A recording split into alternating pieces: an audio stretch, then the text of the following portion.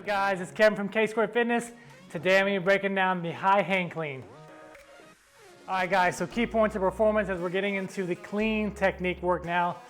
I want you to have already established a really good front squat before we start getting into these drills. So make sure that you're able to perform a good front squat.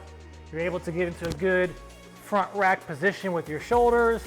If you're doing this with your wrist, we need to kind of address that first before we start getting dynamic. Things like the banded lat stretch, where you can start to open this up, your wrist and especially your thoracic spine with the barbell opener. Assuming you already have all that covered, let's get into the movement.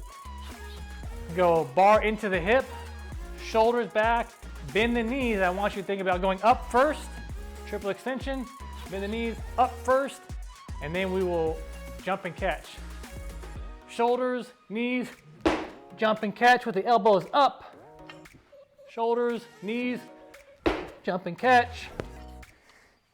It's taken me a long time to be able to have that mobility, and I wasn't there for many years. So if you're not quite there yet, maybe you jump and catch. You try to force your elbows to get up, and then you get down and you ride your squat down as far as you can. Might look like this.